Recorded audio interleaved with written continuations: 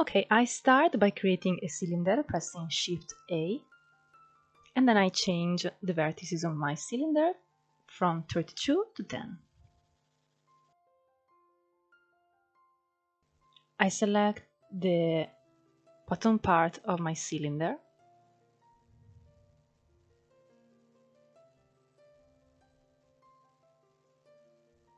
and now I select the bottom face of my 3D model and I press E to extrude it.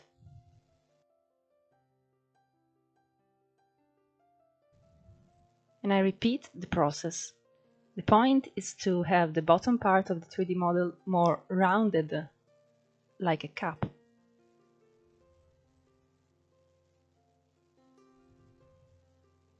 I extrude again to create the base of my cup. Now I press Ctrl R to create loops of edges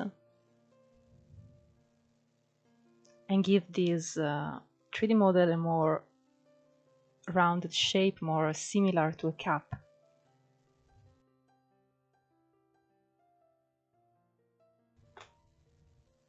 Okay, now we're gonna delete this face by pressing the delete button or punch. Right click on the cup and press Shade Smooth. We assign a subdivision surface modifier to have a more smooth surface. Now we enter edit mode and we are gonna move and scale the vertices until we have the kind of shape that we want for this cup. You can either create the same cup I'm doing or create your own.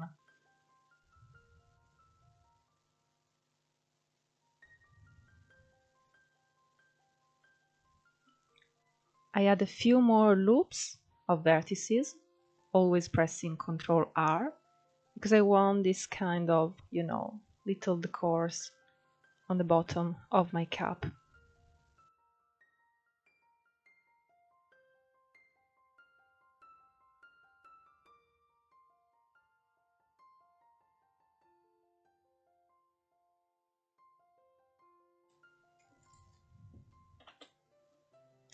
I select these vertices and I move them up to give the cup a wavy edge.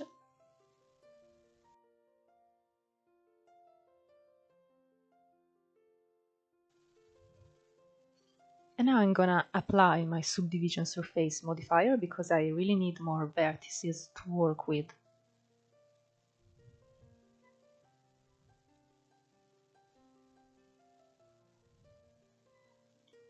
I select all these vertices on the side of the cup.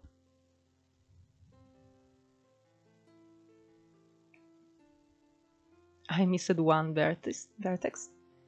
Okay, and now here we are.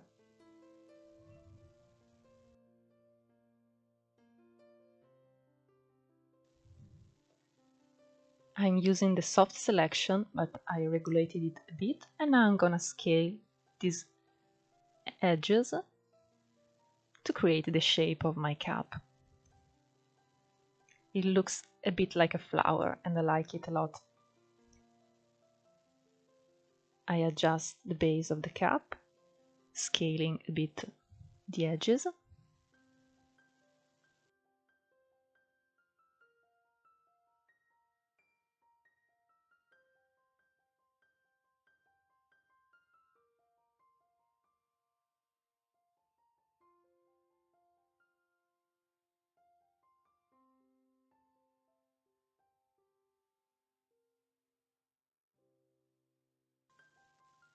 I press Ctrl R to add an edge loop on the top and extrude it.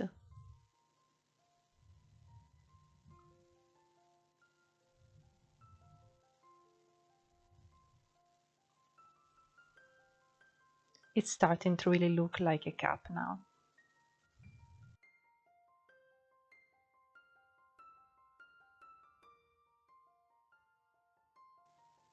I press F to create a face. and I extrude it and move it down to create the inner part of the cup. I'm gonna extrude it and move it until we have a proper inner part for our cup. Like this, it's not okay, obviously, because it looks closed, and it's better to repeat the process a few times before we have an optimal look. Always add edges if you see that some parts of the model have not enough geometry. And now we're gonna create the handle, and we're gonna create it by using a curve. I scale it and place it in the correct position on the side of the cup, and I press tab to enter edit mode, and I can move the vertices like anything else in Blender.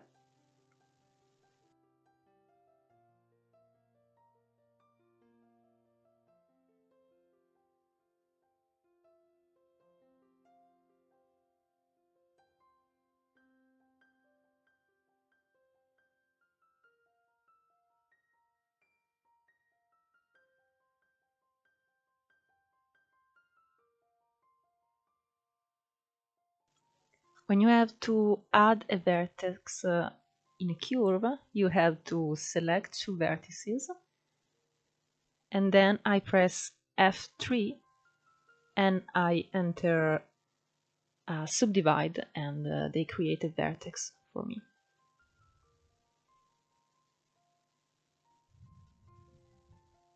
Okay, go in the curve properties and increase the depth.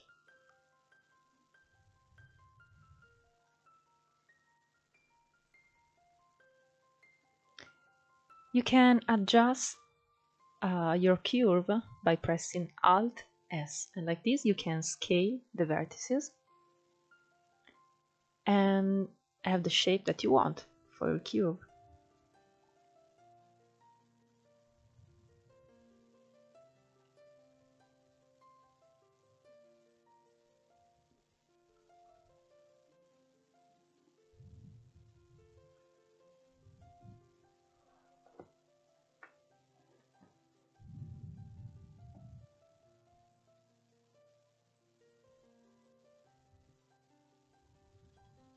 Now I'm gonna convert my curve into a mesh.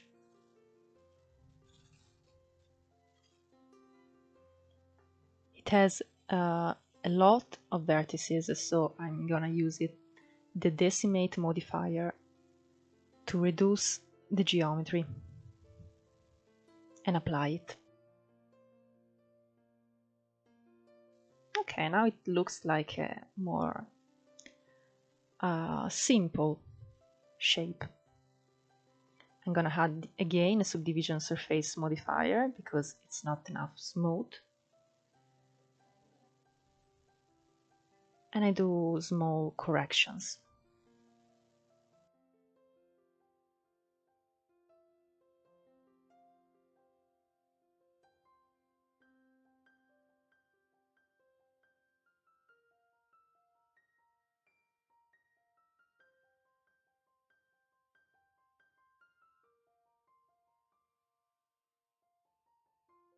I extrude this loop of faces because I want a little decor on my handle.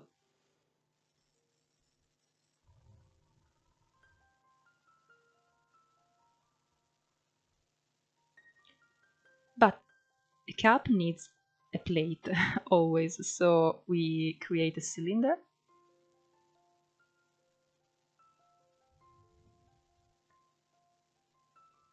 and scale it a bit.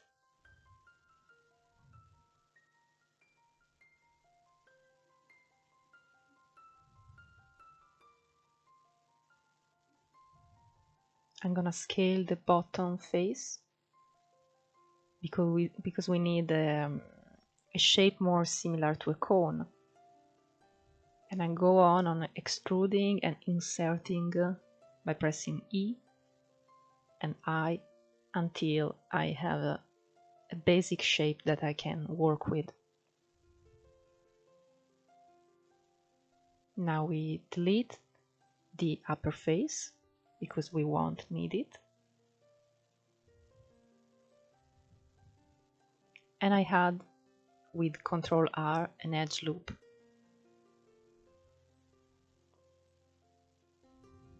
It's a basic plate, but it works for now, but we're gonna work with it a bit more to have something more realistic. Go on extruding and scaling the bottom part, creating the base of our plate.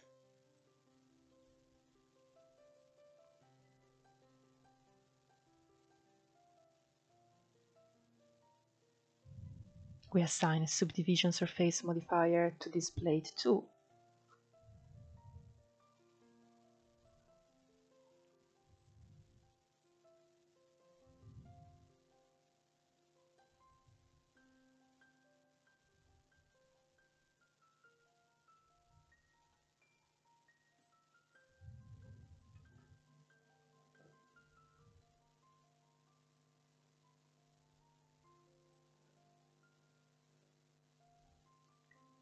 I select these edges on the edge of the plate, and we're gonna do the same that we did for the cup. We move them up and give this wavy effect.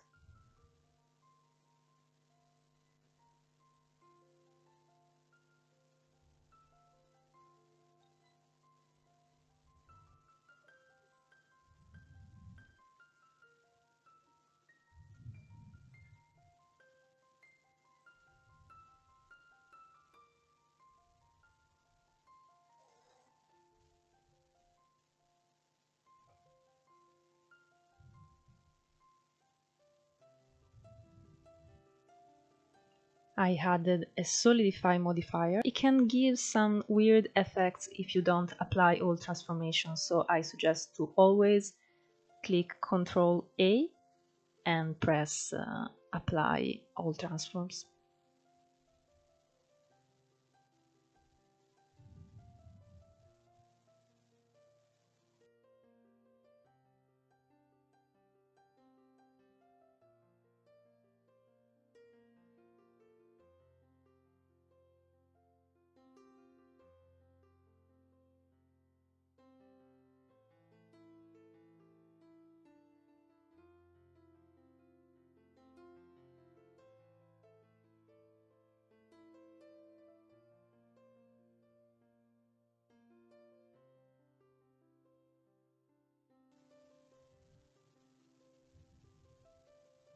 This part was a bit weird, so I moved down a bit that face and scaled this loop of edges until I adjusted my geometry. Okay, now we can see a better shape, more correct. Sometimes it's useful to deselect the subdivision surface modifier so we can really see the shape for what it really is.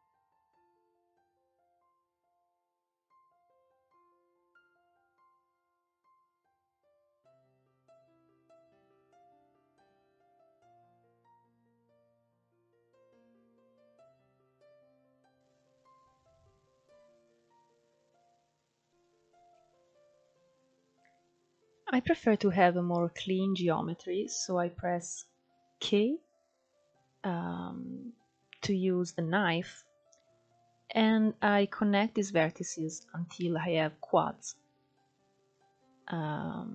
instead of a single face with a lot of vertices.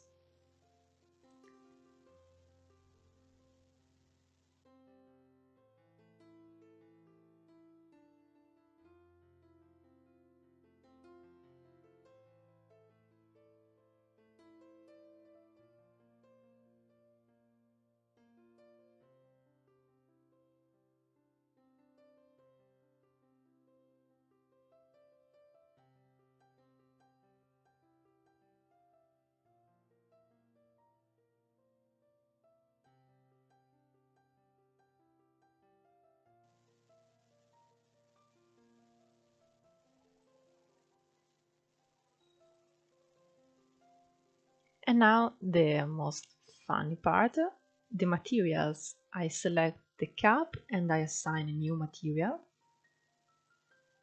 It's gonna be a ceramic-like material, so we need to have um, a lot of specularity, and we're gonna move our roughness really down. We're gonna set it like 0.5 or something like this. To see this kind of materials, we have to set the light in a proper way. So I add a few lights on the front of my 3D model to see the reflection of my material.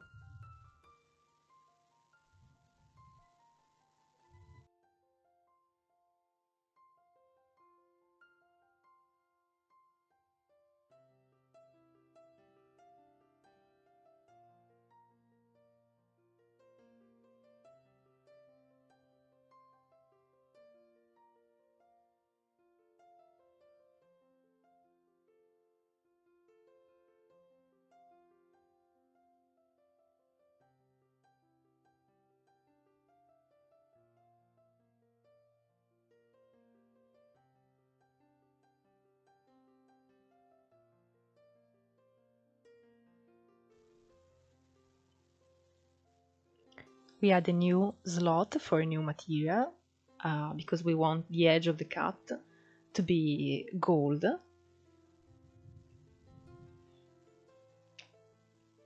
Now we select the edge loops that we want.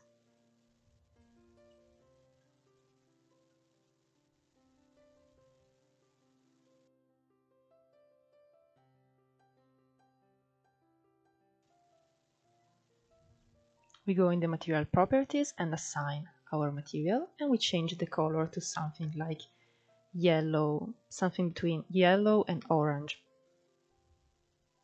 And the first thing we're gonna do is we're gonna assign a metalness to our material, and we'll give this metallic effect.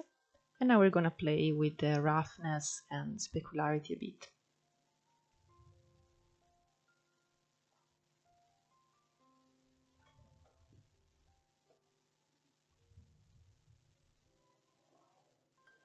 The same material is okay for the handle too.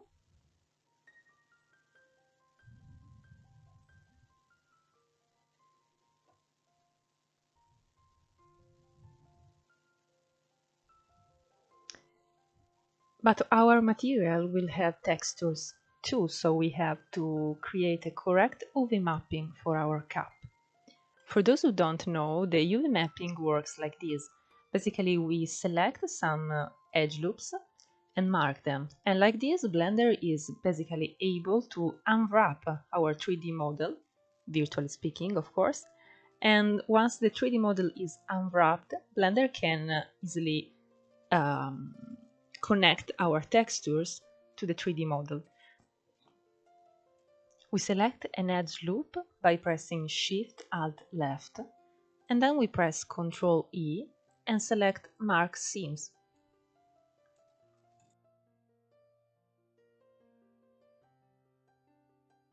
We select an edge loop also on the top of our cup and in the inner part.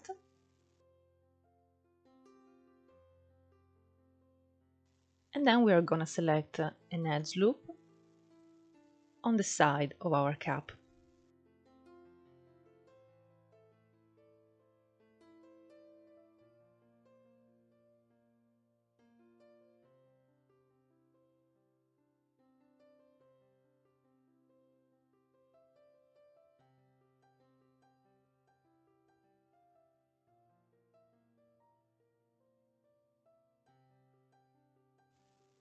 Okay, now we can actually unwrap our 3D model that we divided into scenes.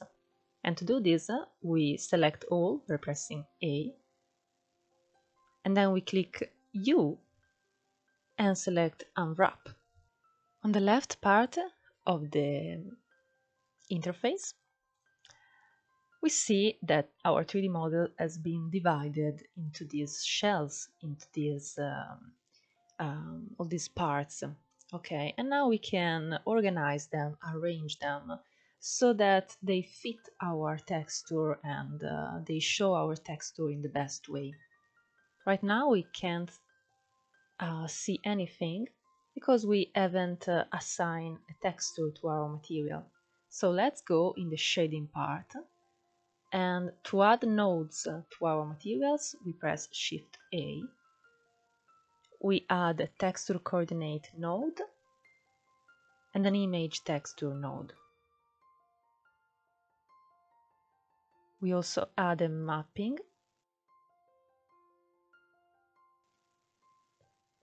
We connect our nodes.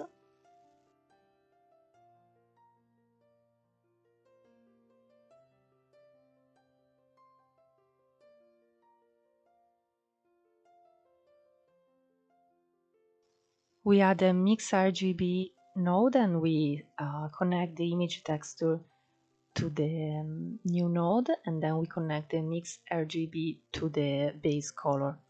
The reason why we are doing this is because we're gonna mix our texture with a gradient. We insert our texture, which is basically some pretty flowers.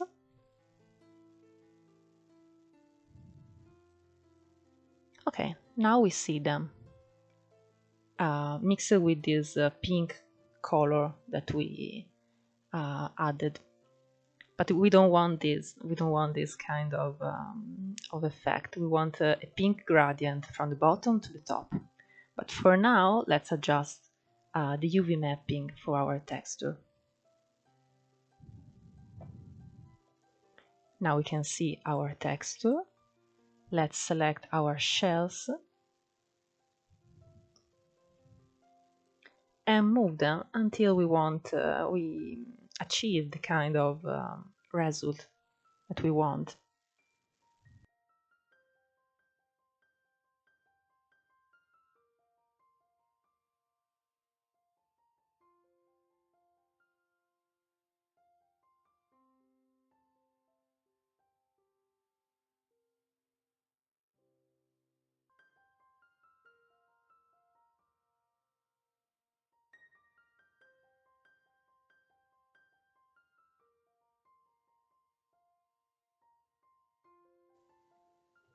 I'm gonna scale them a little bit.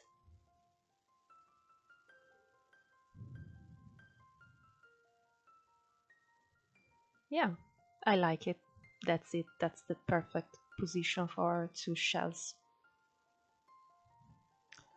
For the rest of our UVs, we don't need them, so we scale them until they are very little and we place them in the white part of our texture. And like this, they'll just become white and we won't see them anymore.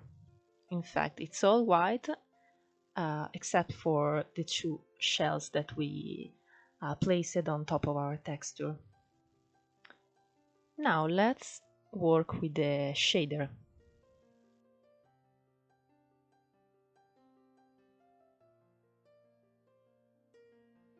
For now, the cap looks like this, nice, but we want to add this small touch.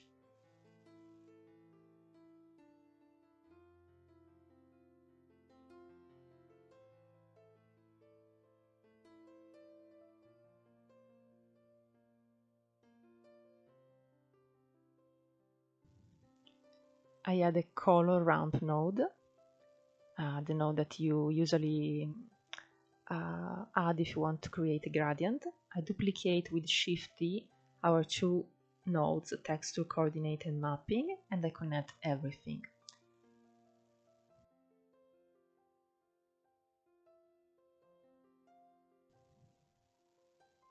I also add a gradient texture node in between, and then I pick the peach color that I selected before.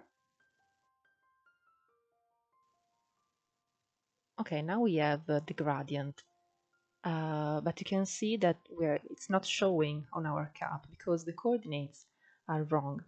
We have to rotate our gradient.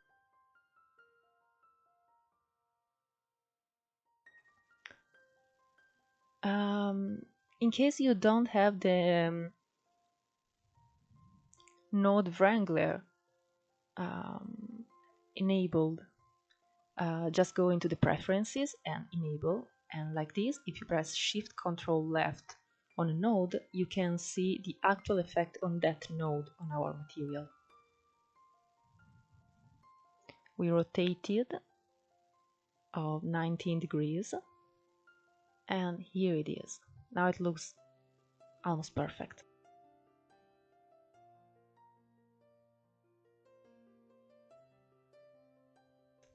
Shift Ctrl left on the Principal BSDF, and yeah,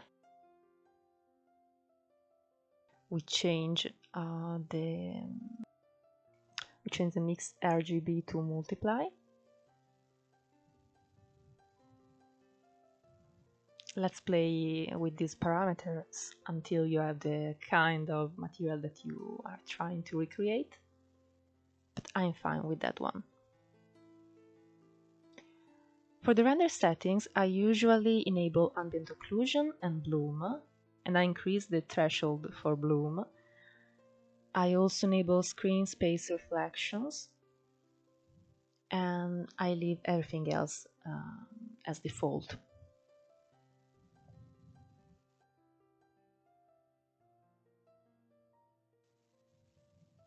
I also increase the samples, usually to 200.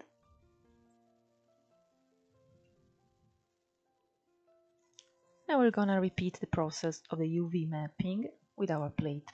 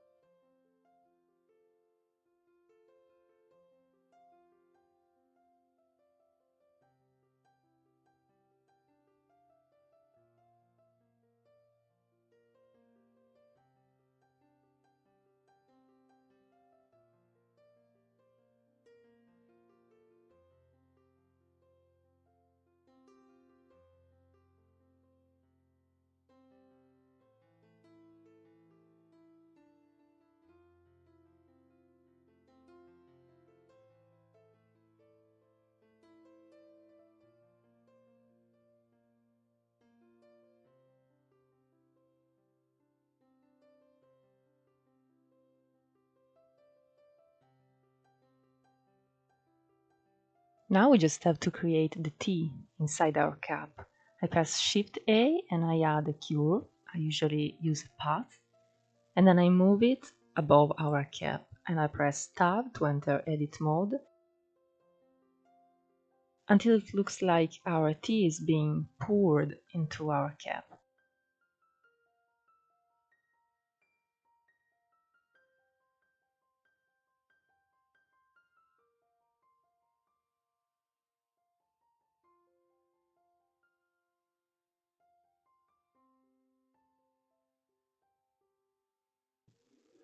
Then I go into the curve settings and I increase the depth.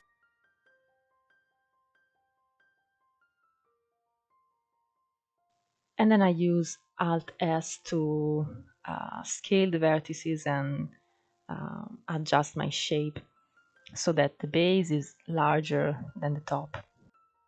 Now we're gonna create the T that is already inside the cap.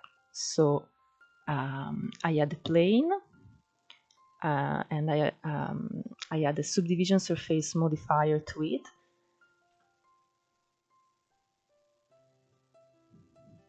And I immediately apply it because we need more vertices.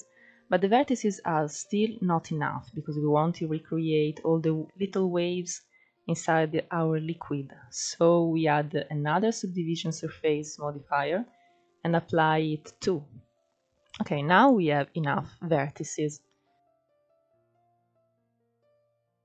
I select all the faces and extrude them and move them a bit down and scale them so that our tea has a little of depth inside of our cup. I rename all my new objects. Now, to create these little waves inside our tea, you select all faces and then you go in Mesh, Transform, and Randomize.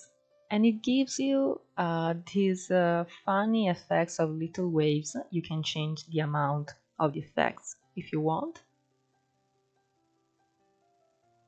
And I add a subdivision surface again because I want it to be smooth, but I like the effect. We are gonna do the same later for our curve. So now we are going to convert it into a mesh. So we select it and go to Object, Convert, Mesh. Now we have a nice and clean geometry to work with. Now we're going to create the material for our tea. We select the tea and create a new basic shader. First of all, we change the base color to something that looks like tea, something between yellow and orange. We decrease the roughness and add a little of subsurface, but it looks a bit like orange juice. So we're gonna add a few shaders to make it a bit transparent. First of all, I'm going in the right part and I change the blend mode to alpha blend. Then I add a mix shader and a transparent BSDF. With a mix shader, I can mix these two nodes, the principal and the transparent. Now it looks a bit more like tea because it's a bit transparent and I like it very much.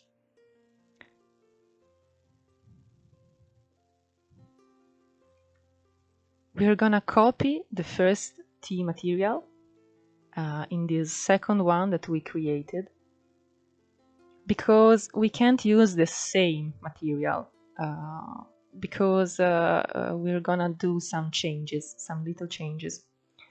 We add the randomize effect 2 here.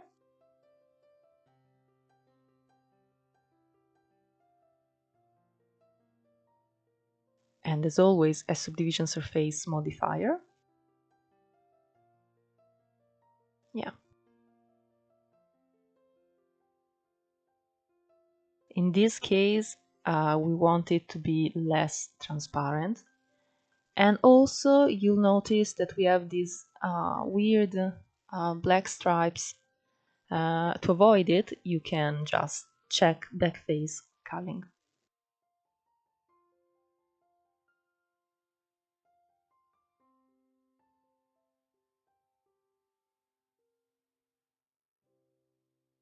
Now I just want a few more reflections in our T, so I move up some vertices to give this nice reflection effect.